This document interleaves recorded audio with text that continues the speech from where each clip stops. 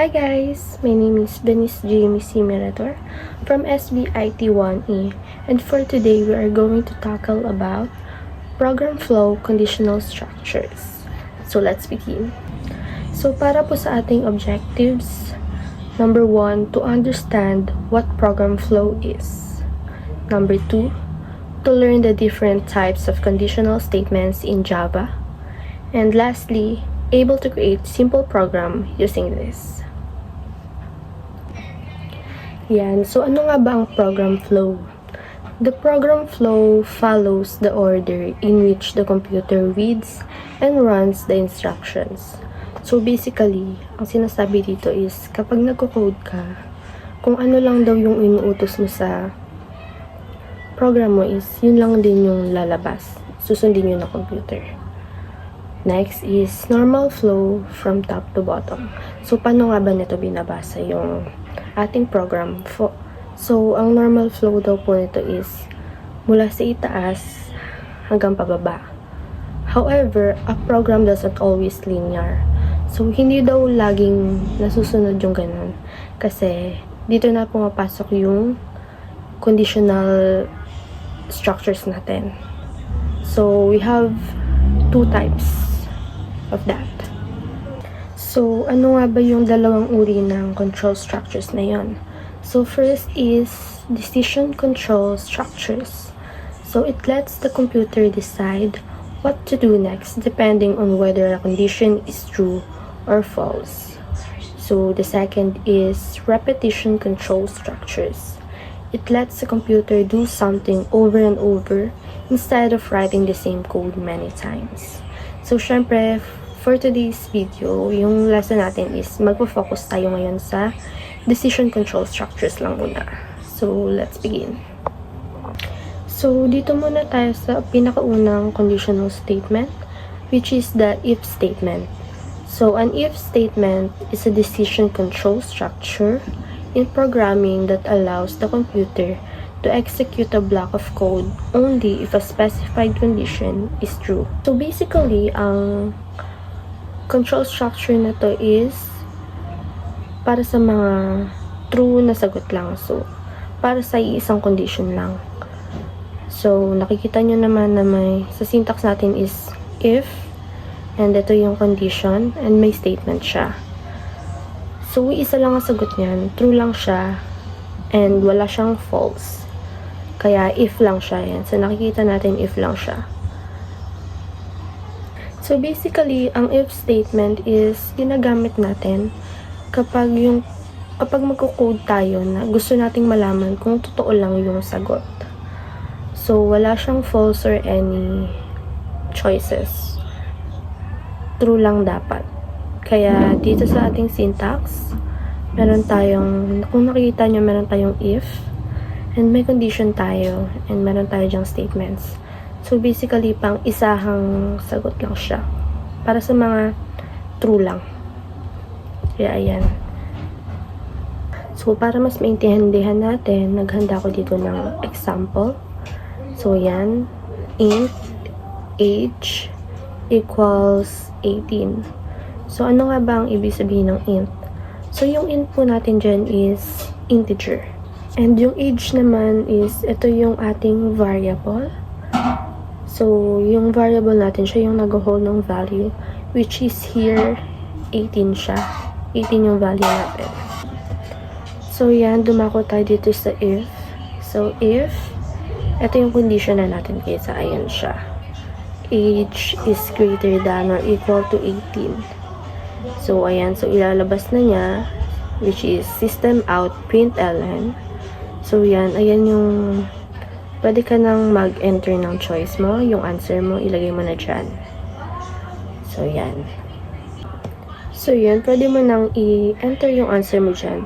Pero, paano nga ba kung yung integer age natin is below 18, which is, kumare, 17? Paano yun? Eh, ang kinukuha nga lang ng ng if statement natin is true. So, wala pong ganun. And ang lalabas lang talaga dyan is true na sagot. Kapag mababa is walang lalabas po dyan. Pero paano naman kung gusto nyo ng dalawang sagot, which is true or false? So, dito na tayo dadako sa if-else statement. Yan. So, if-else statement. So, an if-else statement lets a program choose between two actions depending whether a condition is true or false. So, dalawa na po yung magiging answer natin dyan, which is the true or false. So, as we can see sa syntax, if, condition, and code if true. Dito po lalabas yung answer natin if nag-true siya. Else, code if false. So, dito po yung output kung yung code natin is false. So, ginagamit po natin yung else kapag false ang magiging answer. So, para mas maintindihan natin, nag-ready po ako dito ng isa pang example. So, for our example, we have here the integer age is equals to 16. So, so ito na yung condition natin. Age is greater than or equal to 18.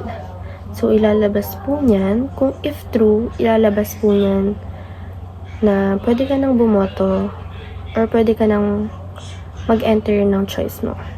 Kung false naman po yan is else, system out print ln, mag-invalid input po yan or hindi ka pa po pwedeng bumoto. So, dito makikita natin na may dalawa ng pwedeng maging sagot or pwedeng maging answer. Yan. So, since ang nasa example natin is age is equals to 16, so, magiging false siya because dito sa ating condition na if age is greater than or equals to 18, magto-true po siya. So, since ang ating variable is 16 lang, hindi siya umabot sa 18, hindi siya greater than 18, or hindi rin naman siya equals to 18. So, dito po siya pupunta sa else statement natin, which is ang ilalabas po ng ating program, ng ating condition dyan is invalid input. So, medyo nagkagets na ba? So, meron pa tayong isa, dumako pa tayo sa next. So guys, meron din tayo ditong else if ladder statement. So this is used when there are multiple choices. So magagamit po natin siya kapag meron tayong maraming conditions. Like for example, dito sa syntax natin, so may dalawa tayong condition dyan. So sa if statement natin is if condition 1, and dito yung code. Kung hindi naman yan yung sagot, is meron tayo ditong else if. So, may condition number 2 po tayo dyan. And dito yung code. Pero, paano kung wala sa dalawang yan ang sagot?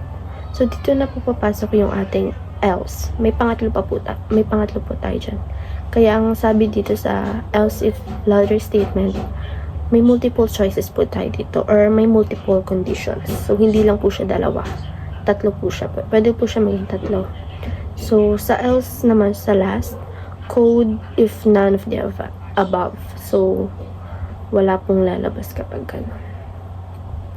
So, para mas maintindihan po natin siya, nag-ready ulit ako ng example. Yan. So, for our example here, integer grade equal 85. So, yan. Sa if natin is, itong first condition natin here is grade is greater than or equal 90. So, ayan po yung first condition natin. Kung greater than or equal to 90 yung grade is, ang ilalabas po or ang i-display ng ating statement dyan is impressive.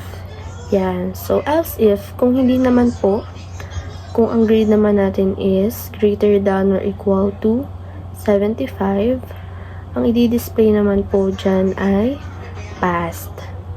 Pero paano kung hindi pa rin? Mas mababa pa rin siya sa 75. Like for example, umabot ng 74 yung grade. So, may else po tayo dito. Ang i-display po niyan is failed. So, since ang nasa example po natin dito, ang grade niya po is 85. So, saan siya papasok? Dito siya papasok sa else if. Kasi, hindi naman siya greater than or equal to 90. So, mag-fall siya dito. Hindi magiging impressive ang i-display na to, ng ating condition. So, mapupunta siya dito sa else if because ang grade natin is greater than 75. So, 85 siya. So, ang i-display is past. So, ayun guys, ang tatlong example ng decision control structures. So, let's practice.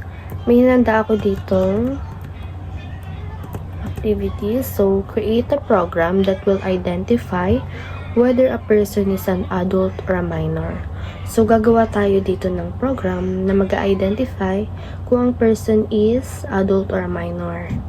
So, let's begin. Let's practice.